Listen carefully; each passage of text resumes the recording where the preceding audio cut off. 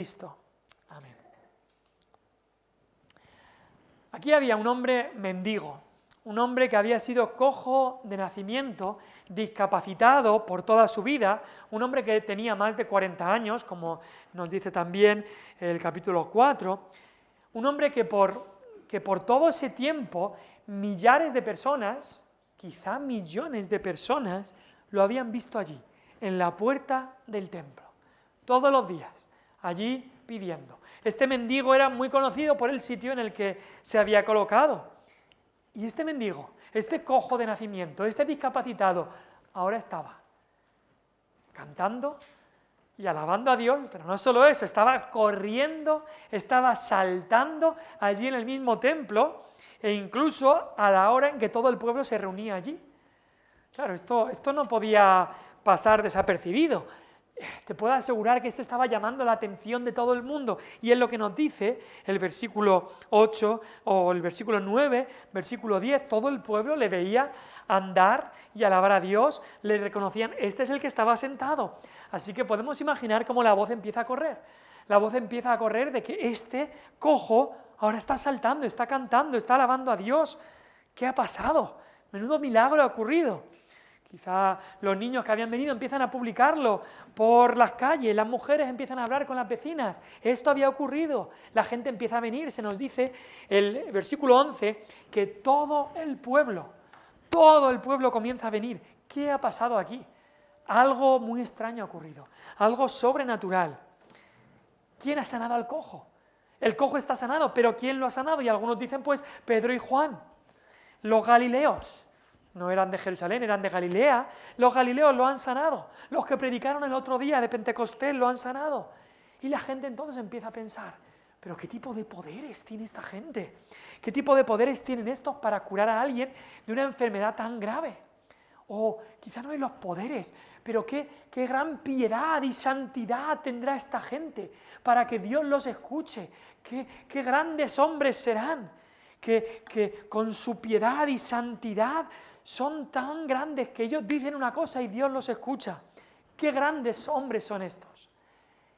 Y Pedro rápidamente dice, no os equivoquéis, no os equivoquéis. Y en el versículo 12, antes de empezar lo que es el sermón, tiene una introducción de decirles, varones israelitas, no penséis que somos nosotros. No penséis que es por nuestro poder o piedad.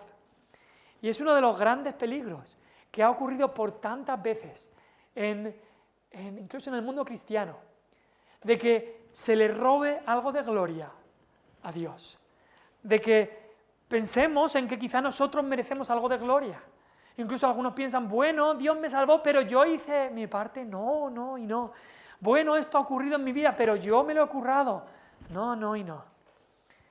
El sermón de Pedro que tenemos a continuación pone las cosas en su sitio. Es el segundo sermón de la iglesia cristiana primitiva, si se puede decir así, desde que llegó el Espíritu, desde que el Espíritu les llenó. Y es un sermón que pone las cosas en su sitio en cuanto a que toda la gloria debía ir a Cristo. A Cristo. Y podríamos titular este sermón con esas palabras que tenemos ahí. Dios ha glorificado a su Hijo Jesús. Dios ha glorificado a su Hijo Jesús, porque toda la gloria es de Dios. Jesús ha sido glorificado porque es Dios. Y entonces en el versículo 12, como introducción, Pedro recrimina al pueblo por dos cosas. Le dice el versículo 12, varones israelitas, ¿por qué os maravilláis de esto? Lo primero les dice, no os deberíais de estar maravillando. Cristo lleva 3 años y medio haciendo estas cosas. Los milagros que había hecho Cristo eran innumerables, tanto es así que Juan en su Evangelio dice, si se escribieran una por una las cosas que Cristo hizo, no cabrían en el mundo los libros que se tendrían que escribir. Pero tenemos en los Evangelios algunos de esos milagros, algunas de esas sanaciones, y Cristo no había dejado de hacerlas una y otra vez. Paralíticos, sabemos de 2 al menos que fueron sanados. Uno en el estanque de Betesda y otro que fue bajado en esa camilla, en esa habitación o en esa casa. Ciegos habían vuelto a tener la vista. Sordos habían podido escuchar y mudos habían podido hablar. Endemoniados habían podido ser sanados, ser librados de sus demonios y hasta muertos, como Lázaro, como el hijo de la viuda de Naín y la hija de Jairo habían sido resucitados. Pedro les dice, ¿por qué os maravilláis de esto? Si Cristo ha estado haciendo esto durante 3 años y medio. Pero en segundo lugar, Pedro les dice, ¿por qué ponéis los ojos en nosotros? Y Pedro, de una manera muy correcta y muy urgente, dice, no pongáis los ojos en nosotros, como si por nuestro poder o piedad hubiésemos hecho andar a este. Dicen, no somos nosotros, es Cristo. No somos nosotros, la razón de esto es Cristo.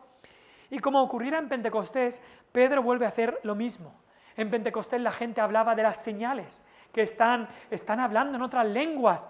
Y Pedro, en vez de empezar a hablar de la señal, Pedro enfoca en Jesucristo. Pedro lleva la atención a Jesucristo, no a las señales, no a lo que me había pasado a mí, sino a Jesucristo. Y vuelve a hacer lo mismo aquí. Si conocéis el libro de Hechos, Pablo tuvo que hacer otra vez también en Listra. En Listra, Pablo y Bernabé entraron a la ciudad de Listra, allí en Hechos, capítulo 13, y sanaron a un cojo que estaba allí. Y entonces todo el mundo vino, incluso los sacerdotes, para alabarlos a Pablo y Bernabé, para ofrecerles sacrificio. Y Pablo empezó, no. Esto no es lo que tenemos, lo que tenéis que hacer es Cristo el que lo ha hecho. Nosotros no es por nuestro poder. Y ese debe ser como reaccionemos también nosotros. No pongáis los ojos en nosotros, poned los ojos en el que de verdad puede salvar. No creáis que el poder viene de nosotros, dice Pedro, viene de Cristo. No creáis que nosotros somos los buenos o piadosos, es solamente Cristo. Y como cristianos debemos de hacer eso una y otra vez. Hay veces que gente viene y comienza a decir cosas como, ¡ay, qué iglesia más amorosa! ¡Qué majos son! ¡Qué generosos! Y la persona que habla, o tal persona me ha hablado con unas palabras con tanto amor, unas palabras tan bonitas, y tal persona tiene un poder en la palabra, y esa señora tiene una piedad tan asombrosa, y no dicen nada sobre Cristo. Solo hablan de las personas, y solo alaban a las personas, no alaban a Cristo. Pues cuidado que estemos muy contentos en recibir estas alabanzas, y estemos robándole algo de gloria que pertenece solamente a Cristo. Cuando oímos a gente hablando así, rápido, tenemos que ser tan rápidos como Pedro aquí, de decir, no somos nosotros, es Cristo. No, es Cristo. La gloria a Cristo. Gracias a Dios. Todo es de Él, no de nosotros. Porque si no, podemos estar fácilmente robándole la gloria que le pertenece solamente a Dios. Y entonces el sermón empieza así. El sermón que empieza en el versículo 13, con el 12 de introducción, el sermón en sí empieza diciendo el Dios, es Dios, y el Dios de Abraham ha glorificado a su Hijo Jesús. Hay 3 cosas que me gustaría ver, que creo que en este sermón se enfatizan, y es lo que está enfatizando Pedro en este sermón. En primer lugar, es que Jesús es el Hijo de Dios. La enseñanza es clara. Pedro está predicando aquí, y ya de buenas a primeras, en este de los primeros sermones de la iglesia primitiva, está diciendo claramente que Jesús es Dios, que Jesús es Dios. No es una enseñanza que vino después, para nada, lo está diciendo bien claro. Jesús es el Dios encarnado, Dios el Hijo de Dios. En primer lugar, dice ahí en el versículo 13, el Dios de Abraham ha glorificado a su Hijo Jesús. A su Hijo Jesús. Hay algunas referencias en el Antiguo Testamento a el Hijo de Dios. En el Salmo 2, si vienes conmigo al Salmo 2, versículo 12, bueno, antes que eso, versículo 7, dice el versículo 7 del Salmo 2, yo publicaré el decreto, Jehová me ha dicho, mi hijo eres tú, yo te engendré hoy. Pídeme y te daré por herencia a las naciones y como posesión tuya los confines de la tierra. Este es un salmo que está hablando de Cristo como el Hijo de Dios. Y mira lo que dice el versículo 12, honrad al Hijo para que no se enoje y perezcáis en el camino, pues se inflama de pronto su ira. Bienaventurados todos los que en Él confían. Está hablando de el Hijo de Dios.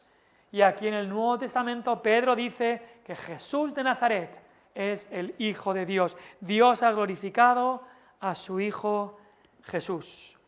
Pero no solamente da esa referencia como Jesús siendo Dios, Jesús siendo el Hijo de Dios, pero mira lo que dice el versículo 13 también, el versículo 14.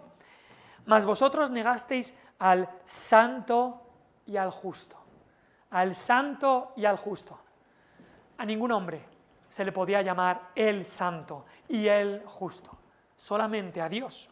1 Samuel 2:2 en el Antiguo Testamento ya nos dice ahí, creo que ahí está en el cántico de Ana, en ese cántico que hace, Ana, la madre de Samuel, dice, no hay santo como el Señor, porque no hay ninguno fuera de ti y no hay refugio como el Dios nuestro. No hay santo como tú, Señor, tú eres el santo. ¿Y qué dice aquí Pedro aplicándolo a Jesús? Jesús es el santo. Nos está diciendo que Jesús es Dios. El sabio Salomón también nos dijo de quién es justo. Y en Eclesiastés 7:20, el sabio Salomón dice, ciertamente no hay hombre justo en la tierra que haga el bien y nunca peque. No hay hombre justo. Incluso Salomón se daba cuenta, nadie es justo, todos han pecado. Pero aquí Pedro dice, negasteis al santo y al justo, al que era totalmente santo y totalmente justo. Y de nadie se puede decir eso, sino solamente de Dios. Por eso Cristo, cuando le vino ese joven rico y le dijo, maestro bueno, ¿qué haré para heredar la vida eterna? Jesús rápidamente le dice, ¿por qué me llamas bueno? Ninguno hay bueno sino uno solo, Dios. Eso quería decir de que si realmente los que estaban alrededor creían Jesús es el bueno, totalmente bueno, tenían que llegar a la conclusión, Jesús es Dios, porque ninguno hay bueno sino uno solo, Dios. Entonces dice, Jesús es el Hijo de Dios, lo llama así en el versículo 13, Jesús es el santo y el justo, pero mira en el versículo 15 cómo llama a Jesús, el autor de la vida, el autor de la vida. Y muy interesante el contraste que dice, el versículo 14 dice, pedisteis que se os diese un homicida. Se está refiriendo al tiempo de la crucifixión. ¿A quién pidió el pueblo? ¿Os acordáis a quién pidió el pueblo en vez de a Jesús? A Barrabás. Dice, pedisteis que se os diese un homicida, un asesino, y matasteis al autor de la vida. Mira el contraste, el versículo 14, el versículo 15. Pedisteis, sí, yo quiero a los asesinos, y negasteis y matasteis al autor de la vida. A quien quitaba la vida, lo recibieron, a Barrabás, y a quien daba vida, lo mataron, lo tiraron fuera. Qué barbaridad lo que habían hecho. Cristo es autor de la vida, y solo con ese título también llegamos a la conclusión de que Cristo tiene que ser Dios. ¿Quién puede dar vida? Sino solamente Dios. ¿Quién puede ser el autor de la vida sino solamente Dios? Así que Pedro lo deja bien claro en este segundo sermón del libro de Hechos, este segundo sermón de la iglesia cristiana, dice, Jesús es el Hijo de Dios, Jesús es Dios. Este Salvador que estamos predicando, este Jesús que ha sido crucificado, ha sido glorificado por su Padre. Jesús es el Hijo de Dios y ha sido glorificado como Dios que es. Eso es la primera cosa que Pedro está aquí recalcando. Pero otra cosa que Pedro también está recalcando es que Jesús ha cumplido las profecías. Jesús ha cumplido las profecías. Les está diciendo que el Dios del pacto, el Dios del Antiguo Testamento, ese Dios de pacto había anunciado al Mesías en el Antiguo Testamento y que Jesús era este Mesías. Mira lo que dice, versículo 18, por ejemplo. Pero Dios ha cumplido así lo que había antes anunciado por boca de todos sus profetas, que su Cristo había de padecer. Versículo 21 también, de que habló Dios por boca de sus santos profetas que han sido desde tiempo antiguo. Versículo 22, porque Moisés, y fue Dios a través de Moisés, Moisés dijo a los padres, Versículo 24, y todos los profetas desde Samuel en adelante han anunciado estos días. Curiosamente dice desde Samuel en adelante, porque a Samuel se le tenía en cierta manera como el primero de los profetas. Moisés, sí que es verdad que él fue profeta, aunque hizo la labor de juez. Después tenemos el tiempo de los jueces, y después desde Samuel tenía, muchos creen que él empezó como escuela de profetas, y todo el tiempo de los reyes así habían diferentes profetas. Luego con Elías, Eliseo y otros muchos profetas que hubo. Pero desde Samuel en adelante se habla como el tiempo de los profetas. Y después el versículo 25 dice lo mismo: vosotros sois los hijos de los profetas y del pacto que Dios hizo con nuestros padres. Lo que está diciendo Pedro aquí es que el ministerio de Jesús, el evangelio de Jesús que están proclamando, no es nada nuevo.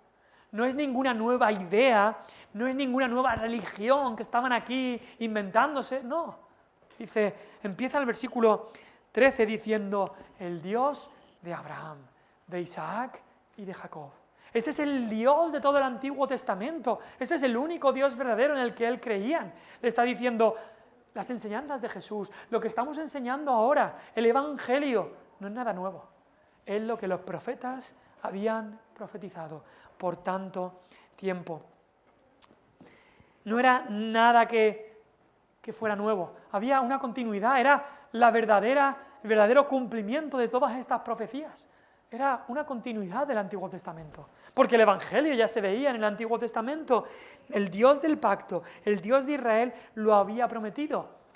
Eran los fariseos los que los que se habían desviado, los que habían quebrado toda la enseñanza del Antiguo Testamento. Eran los fariseos que con sus tradiciones y demás habían desvirtuado lo que el Antiguo Testamento enseñaban. Habían oscurecido las profecías claras del Mesías. Y por eso lo que le está diciendo es, no es que estemos predicando una nueva enseñanza, una nueva religión, una nueva secta, no. Estamos simplemente continuando y redescubriendo de alguna manera las profecías que ya habían sido predicadas en el Antiguo Testamento. Ahora, algo muy parecido a esto ocurrió con la Reforma Protestante de hace 500 años. La Iglesia Católico-Romana dice, no, fueron iglesias nuevas que han salido. No. No es que salió una iglesia nueva, no es que salieron muchas nuevas iglesias ni muchas nuevas doctrinas, no. La Iglesia de Cristo, que fue fundada en Cristo y fiel al Evangelio y a la palabra, siempre ha existido, siempre existirá. Y aunque casi por 1000 años en la historia fue callada, fue perseguida, fue matada, siguió existiendo. De manera mucho más no estatal, por supuesto, ni nada así, pero siguió existiendo. Lo que ocurrió en la Reforma es que la Iglesia estatal en Europa, la Iglesia católico-romana, se había apartado de la fe, había corrompido el Evangelio, había añadido tradiciones humanas, y por eso lo que había que hacer era volver al Evangelio. Y Dios utilizó a hombres reformadores para volver al Evangelio, volver a lo que ya había sido enseñado por los apóstoles, por el mismo Cristo, por el Antiguo Testamento. Volver a lo que Cristo había establecido. Entonces, lo que está diciendo Pedro es que el Dios del pacto ya había anunciado por sus profetas a Cristo, al Mesías, y lo que están haciendo es continuar eso. Por eso dice, es el Dios de Abraham, de Isaac y de Jacob el que ha glorificado a Jesús. Ese Dios en el cual confiáis, el que habló de Cristo. En segundo lugar, vemos que cómo había cumplido las profecías, porque Jesús era este profeta esperado. Moisés, en el Antiguo Testamento, hay una profecía bastante importante que Moisés anunció que un profeta como él iba a venir. Versículo 22 nos dice eso. Dice, porque Moisés dijo a los padres, el Señor vuestro Dios os levantará profeta de entre vuestros hermanos, como a mí, a él oiréis en todas las cosas que os hable, y toda alma que no oiga a aquel profeta será desarraigada del pueblo. Entonces, habla de esta profecía. ¿Cuál era esta profecía? Pues vamos a Deuteronomio. Deuteronomio es el último libro que Moisés escribió, es el libro que escribió poco antes de morir. Y Deuteronomio 18, Deuteronomio es el quinto libro de la Biblia, el último libro del Pentateuco. Deuteronomio 18, versículo 15, mantened el dedo ahí en Hechos porque volvemos, pero Deuteronomio 18, versículo 15, Mira lo que dice, ahí está la profecía, hecha pues unos 1500 años antes que viniera Cristo.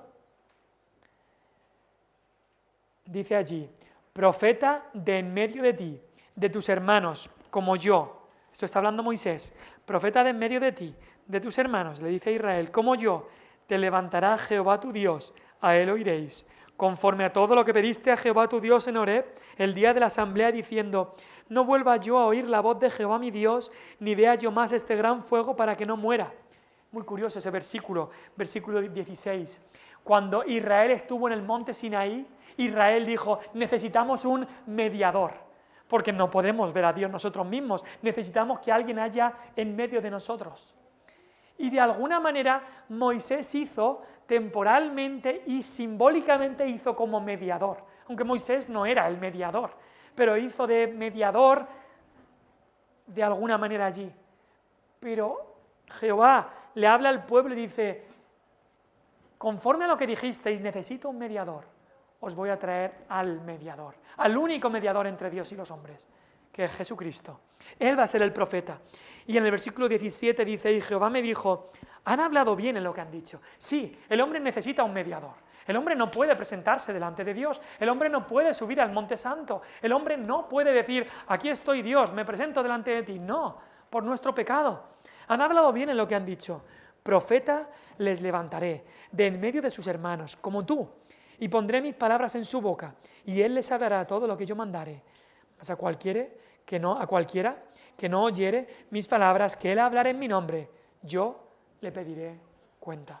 Esta es la profecía que está hablando Pedro, la profecía que Dios había dado. Ahora, después de Moisés hubo otros profetas, sí, hubo muchos otros profetas, pero ninguno de estos profetas que habían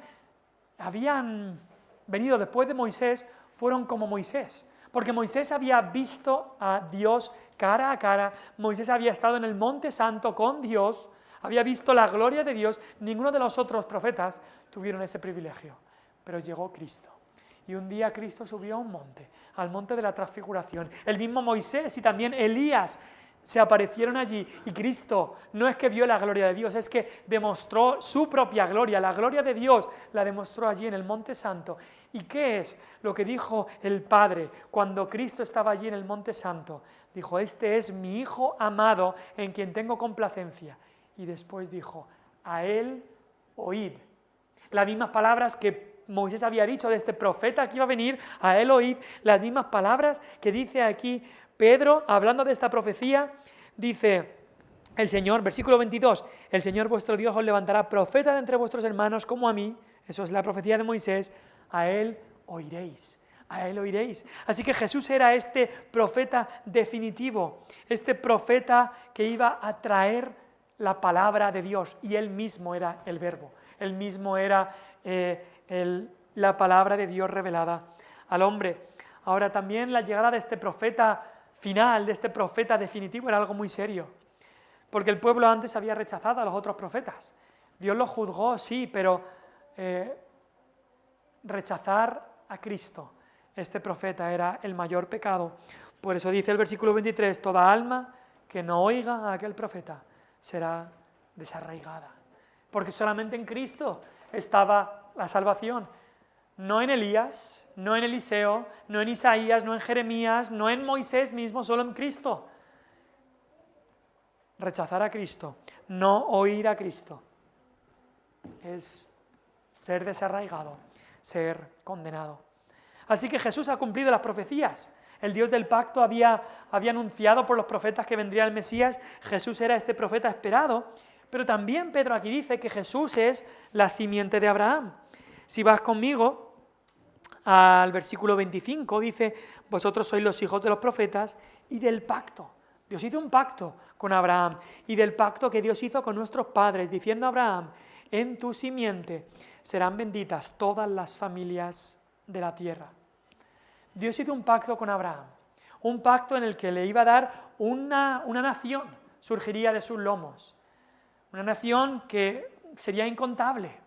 Pero también le dijo, en tu simiente serán benditas todas las familias de la tierra. Ahora, ¿quién era su simiente? ¿O quiénes eran su simiente? Pues Pablo en Gálatas 3:15 lo explica muy claro. Dice Pablo: hermanos, hablo en términos humanos, un pacto, aunque sea de hombre, una vez ratificado, nadie lo invalida ni le añade. Ahora bien, a Abraham fueron hechas las promesas y a su simiente. Y Pablo explica y dice, no dice y a las simientes, como si hablase de muchos, sino como de uno, y a tu simiente, la cual es Cristo. Así que cuando Dios le hizo esa promesa a Abraham, tantos años antes, 2000 años antes o más de que viniera Cristo, y le dijo a Abraham, en tu simiente serán benditas todas las familias de la tierra, no se refería a en todos tus descendientes, en toda la nación de Israel, no, se refería a uno en particular. En tu simiente se refería a Cristo. Y lo que está diciendo también aquí es que Pedro sabía esto, sabía que Cristo es la simiente de Abraham, en el cual iban a ser benditas todas las familias de la tierra. Y lo que está diciendo también ahí, están ya anticipando lo que va a ser un tema de Hechos, y es que el Evangelio no era solo para los judíos, sino que el Evangelio se iba a extender a todas las naciones de la tierra, porque en Cristo iban a ser bendecidas todos. Los judíos sí, por eso dice a vosotros primeramente, el judío fue bendecido primeramente en el plan de Dios, pero de ahí a todas las naciones, como el libro de Hechos nos enseña. Así que Jesús ha cumplido estas profecías. Y en tercer lugar, Pedro tiene una aplicación, Pedro tiene una exhortación a la gente, y básicamente se puede resumir en cuál va a ser vuestra respuesta. Y Pedro les habla directamente a las personas. En primer lugar, les acusa de pecado. Si vienes conmigo al versículo 13 y 14 y 15, hay bastantes acusaciones, y en esas acusaciones lo que está diciendo es que ellos debían reconocer su pecado. Versículo 13 les dice, a quien vosotros, hablando de su Hijo Jesús, dice, a quien vosotros entregasteis y negasteis. Los acusa bien claramente delante de Pilato, cuando éste había resuelto ponerle en libertad. O sea, fue por culpa vuestra, incluso Pilato estaba queriendo poner en libertad a Cristo, pero vosotros gritasteis, crucifícale, crucifícale. Y cuando os dijeron algo, negasteis, no, a Cristo no, a Barrabás.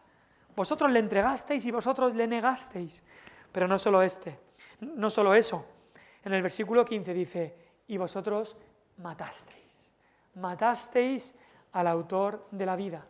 Así que Pedro mete el dedo en la llaga aquí, lo hizo en el sermón de Pentecostés también y lo vuelve a hacer así, aquí. Y hay que reconocer que él estaba hablando con la misma audiencia que había gritado, crucifícale a Cristo. Había gritado, no lo queremos, había gritado, fuera con él. Así que Pedro es firme en reprender de pecado, en acusar de pecado, para que reconocieran ese pecado. Ahora en el versículo 17, Pedro cambia el tono. Quizá porque Pedro ve que el Espíritu Santo está convenciendo de pecado a la gente, que está viendo lloro por el pecado, que el Espíritu Santo les está enseñando su verdadero pecado. Quizá Pedro está viendo el resultado de la obra soberana del Espíritu y Pedro cambia el tono de acusación y les dice, más ahora. Le dice hermanos incluso. No les dice solamente varones israelitas, les dice hermanos. Y ahora cambia un tono lleno de amor y les dice, sé que por ignorancia lo habéis hecho, como también vuestros gobernantes. Ahora, nos puede sonar un poco raro. Es como que Pedro está excusando el pecado, pero no está excusando el pecado. Pero sí que había un grado de ignorancia. Cristo mismo dijo en la cruz, Padre, perdónalos porque no saben lo que hacen. No saben lo que hacen. Eran ignorantes de lo que estaban haciendo. 1 Corintios 2:8, Pablo dice lo mismo, dice, esta sabiduría de Dios, dice la que ninguno de los príncipes de este siglo conoció, porque si la hubieran conocido, esta sabiduría de lo alto, nunca hubieran crucificado al Señor de gloria. Entonces, ¿fue por ignorancia que crucificaron a Cristo? Sí. Ellos habían crucificado a Cristo sin saber que crucificaban al Mesías y a la única esperanza de su salvación. Pero puedes pensar, ¿no lo había dicho Jesús 1000 veces de que Él era el esperado, de que Él era el Mesías, de lo que había venido a hacer? Sí, pero ellos no quisieron oír, no quisieron comprender.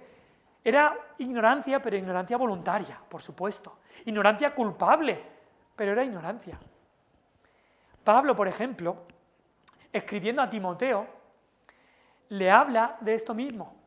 Pablo le dice su testimonio a Timoteo y dice, mas fui recibido, dice, yo había sido perseguidor de la iglesia, yo había matado a cristianos, dice, pero fui recibido a misericordia porque lo hice por ignorancia en incredulidad. Le habla de una ignorancia, de incredulidad, de no querer creer. Ahora, Pablo no se estaba excusando, decir, bueno, yo no tenía culpa de lo que hacía porque era ignorante. No. Era ignorancia culpable, pero ignorancia. Pensemos un caso. Imagínate un asesino que puede probar delante del juez de que nadie nunca le había dicho, ni él nunca había sabido que matar está mal. Y él lo puede probar. Yo no sabía que matar está mal. Yo he visto a mi padre matar a gente, yo he visto a mi madre matar a gente y yo no sabía que matar está mal. ¿Significa eso que no es culpable de asesinato? No, sigue siendo culpable. Era ignorante, quizá, pero es culpable. Alguien que dice, yo ignoraba que robarle el coche a mi vecino estaba mal. Sigue siendo culpable, pero puede ser que era ignorante. Pero la ignorancia no hace a nadie inocente, ni atenúa su culpabilidad. Pero aquí esta ignorancia de la que se habla sí que abre la puerta a la misericordia de Dios. Era una ignorancia pecaminosa, una ignorancia que era pecado, una ignorancia culpable, pero era ignorancia. Y entonces Dios abre la puerta a la misericordia. Y dice, pero Dios ha cumplido, versículo 18, así lo que había antes anunciado, que Jesucristo había de padecer. Y entonces, habiéndoles dicho que lo habían hecho por ignorancia, les dice, arrepentíos y convertíos. Versículo 19, así que arrepentíos y convertíos. Esa debe ser la respuesta, esa es la respuesta que deben tener. Habiendo reconocido su pecado, que habían entregado, habían matado, habían negado a Cristo. Aunque lo habían hecho por ignorancia, pero era una ignorancia culpable porque se habían cegado a no querer ver, a no querer oír. Entonces tenían que arrepentirse y convertirse. Incluso en el versículo 26 vuelve a hablar de lo mismo, a fin de que cada uno se convierta de su maldad. El arrepentimiento se habla que es algo básico. Hoy en día se habla poco del arrepentimiento, se habla poco del pecado. Pero Pedro no lo deja fuera, Pedro lo deja bien claro, arrepentíos. Como ya lo había dicho en Hechos 2:38, arrepentíos, lo vuelve a decir aquí, arrepentíos y convertíos. No lo puede dejar fuera del sermón. En su sermón no es que vamos a hablar solamente de lo bueno, vamos a hablar solamente... No, hay que hablar del pecado y hay que hablar del arrepentimiento. Sin arrepentimiento no hay verdadera conversión. Debe haber este cambio total. Y entonces les explica lo que va a venir. ¿Cuáles son las consecuencias de arrepentirse y convertirse? Dice, para que sean borrados vuestros pecados. Eso es lo que ocurre cuando alguien se arrepiente y se convierte, que sus pecados son borrados. Ahora, ¿cómo podían ser borrados sus pecados? Pues solamente por lo que nos dice el versículo 18, porque Cristo había padecido, porque Cristo había sido sacrificado, por eso sus pecados podían ser borrados. Pero también dice otra consecuencia del arrepentimiento y la conversión, para que vengan, versículo 19, para que vengan de la presencia del Señor tiempos de refrigerio. Me encanta esa frase. Cuando una persona se arrepiente y se convierte, no solamente sus pecados son borrados, pero vienen de la presencia del Señor, tiempos de refrigerio. Refrigerio es una palabra que quizá no utilizamos, pero es ese descanso, satisfacción. Cuando estás hambriento y sediento y puedes comer, esa comida se llama también un refrigerio. Te refresca, te da sustento, eso es refrigerio. Pues dice, cuando una persona se convierte, cuando una persona se arrepiente, Dios manda tiempos de refrigerio. Y nuestra vida cristiana, en cierta manera, es un tiempo de refrigerio, que podemos decir con el salmista, El Señor es mi pastor, nada me faltará. En lugares de delicados pastos me hará descansar, junto a aguas de reposo me pastoreará, confortará mi alma, me guiará por sendas de justicia por amor de su nombre. Todo eso podemos decir. Prepara mesa delante de mí, me unge mi cabeza con aceite. El Señor prepara tiempos de refrigerio para el cristiano, aún con las pruebas que hay, pero podemos decir, nada me ha faltado. El Señor prepara un refrigerio para mí, para que vengan del Señor tiempos de refrigerio. Y también estos tiempos se pueden interpretar como tiempos de bendición, tiempos de avivamiento, es lo que deseamos, que el Señor envíe estos tiempos de avivamiento. Y después la otra consecuencia del arrepentimiento y la conversión, dice, para que Dios envíe a Jesucristo, para que Cristo venga por segunda vez. Y así Cristo ha dicho que cuando el Evangelio sea anunciado, cuando la última persona que tiene que ser salva confíe en Cristo, Cristo vendrá por segunda vez. Y Pedro mira hacia adelante y ve la venida de Cristo. Cristo ahora estaba sentado a la diestra, pero dice, vendrá un día de la restauración de todas las cosas. Así que la pregunta es, ¿cuál es tu respuesta a Jesús? Y es la respuesta que debemos hacerle a la gente con la que hablemos. ¿Cuál es tu respuesta a Jesús? Debemos hablar de que Jesús es el Hijo de Dios, que vino, murió y resucitó. Que Jesús es el que cumplió todas las profecías del Antiguo Testamento, es el Mesías esperado. Cumplió a la perfección profecías que se habían hecho miles de años antes y Jesús la cumplió. Entonces ahora, ¿cuál es tu respuesta? Eso es lo que debemos decir a las personas con las que hablemos. ¿Cuál es tu respuesta? Si estás aquí y no conoces a Cristo y no la has recibido, tú tienes que dar la respuesta hoy. Pero debemos así hablar a los que nos rodean. Debemos tener esa urgencia, como vimos la semana pasada. Lo que tengo te doy. Tenemos a Cristo, dar a Cristo, presentar a Cristo y presentarlo de esta manera, como el Hijo de Dios, como el que cumple las profecías, y debe haber una respuesta. Debemos aplicarlo a nuestra vida y a la vida de los que nos rodean.